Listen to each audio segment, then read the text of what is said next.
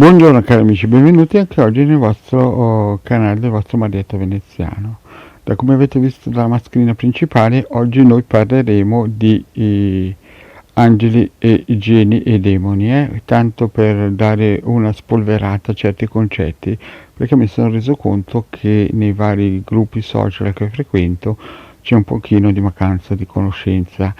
Quindi prima di iniziare vi chiedo, se non l'avete ancora fatto, di iscrivervi al canale di Legarda e del vostro Marietto Veneziano e di venirci a trovare nei gruppi Facebook e anche Telegram, e se vi scappa anche un bel super like che fa sempre bene al morale. Bene, adesso iniziamo subito con spiegare una cosa.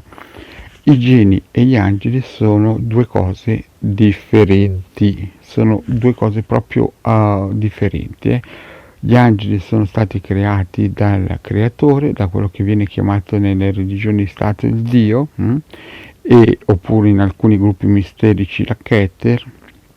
Invece i geni sono creati dall'uomo e principalmente vengono creati da maghi che di solito sono maghi neri.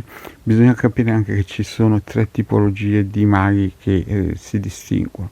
Ci sono i maghi bianchi, che voi sentite sempre nominare, i maghi neri, i maghi rossi. I maghi rossi non parlano di magia d'amore, ma sono l'unione fra il nero, il mago nero e il mago rosso, cioè praticamente possono usare tutte e due le tipologie di magia. Però nella categoria dei maghi neri c'è quella più tremenda, che è quella dei negromanti. I negromanti sono poi quelli che praticamente costruiscono o attivano questi geni. Ma da dove li prendono queste forze dei geni? I geni non sono altri che praticamente degli altri negromanti o altre persone che quando lasciano questo piano materiale vanno nel basso astrale, e i negromanti hanno una cultura e una conoscenza per cui gli è facile andarli a prendere e a plagiarli in modo che possano servire il negromante. Ma il negromante da dove prende questa forza? Questa forza e conoscenza la prende praticamente dai demoni. Questi demoni che vengono creati dal creatore sono sempre esistiti e sempre esisteranno, ma l'uomo occidentale li ha antropoformizzati, cioè nel senso gli ha messo le ali, gli ha messo la testa di Capricorno e quant'altro, però nella realtà sono forze che bilanciano l'universo. Gli angeli anche sono forze e non hanno le ali, e quindi praticamente queste due forze bilanciano l'universo. Però i negromanti fanno dei patti con questi demoni, con queste forze, e praticamente queste forze gli danno le conoscenze per poter tenere schiavi queste persone che male hanno fatto il male, diciamo, se si può chiamare male, di essere molto materialisti, di correre dietro alla materialità, al lusso, alla lussuria, a tutto quello che li lega a questo piano materiale molto basso a livello vibrazionale, e di conseguenza quando lasciano questo piano vanno nel basso astrale, come vi ho già spiegato in altre pillole, e non sempre ma alcune volte perdono la loro capacità di distinguere, la possibilità di risalire la scala gerarchica vibrazionale, perché dall'altra parte ci sono dei piani vibrazionali. Quindi quando un'anima resta troppo tempo nel basso astrale, oltre che a diventare a sua volta schiavo del negromante, che a sua volta quando morirà diventerà schiavo, perché per poter avere questi doni bisogna fare un contratto con questi demoni, con queste forze demoniache, a questo punto c'è la facilità, prima di tutto, che non riescono più a risalire la scala vibrazionale, e in più di rimanere dei geni in eterno o per molti miliardi di anni. Non è sempre detto che una persona che vada in basso astrale non riesca più a uscire, però i negromanti, presi da questo che non si può dire una malattia mentale, però insomma presi da questo ego, presi da questa forza più che non riescono a dominare perché vogliono questo dominio della materia, vogliono essere i primi della classe, praticamente non si rendono conto che stanno scavando la fossa proprio per loro. Praticamente questi geni, quelli di basso livello chiaramente, perché ci sono anche geni di altissimo livello vibrazionale, che però non sono angeli, ricordiamoci bene la differenza.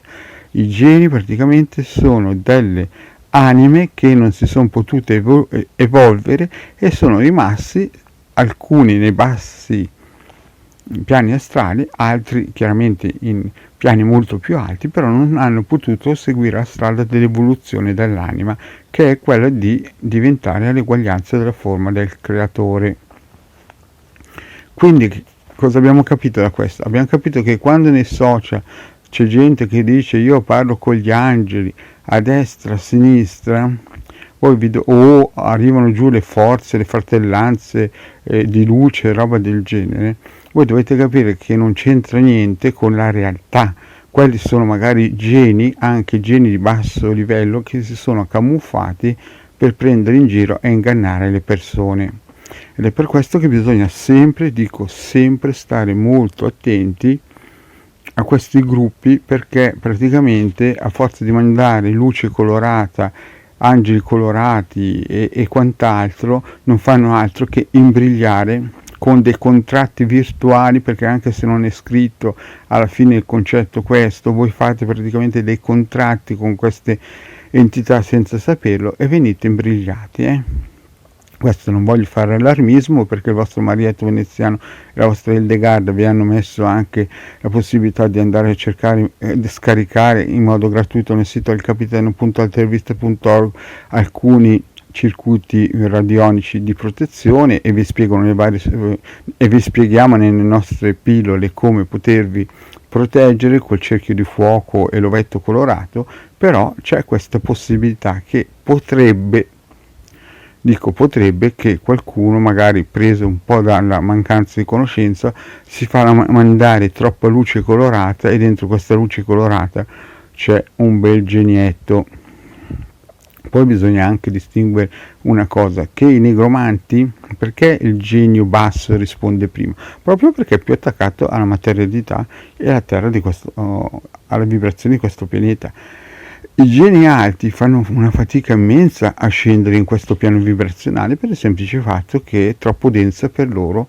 Chiaramente i geni alti vengono, ma vengono solo se chiamati da, diciamo, operatori del settore che hanno sia un'anima che uno spirito che un corpo performante. Capite che se quello che fa voodoo cerca di chiamare un genio altissimo, penso che né il genio abbia voglia di scendere, perché non si può immergere in un piano vibrazionale marcio, sia il soggetto che fa negromanzia o voodoo può salire a un piano così alto. Quindi, cari amici, vi ripeto, state attenti a questi vogliamoci tutti bene, siamo tutti fratelli, arrivano gli angeli di luce e roba del genere, perché sono delle grandi frignate. Il vostro Marietto ha finito qui la vostra pillola, vi chiede, se non vi siete ancora iscritti, di venirci a trovare nel gruppo Facebook e anche nel gruppo di Telegram di Hildegard Marietto Veneziano, e se non l'avete ancora fatto, di iscrivervi al canale di YouTube di Hildegard Marietto Veneziano. Grazie cari amici, e alla prossima, ciao!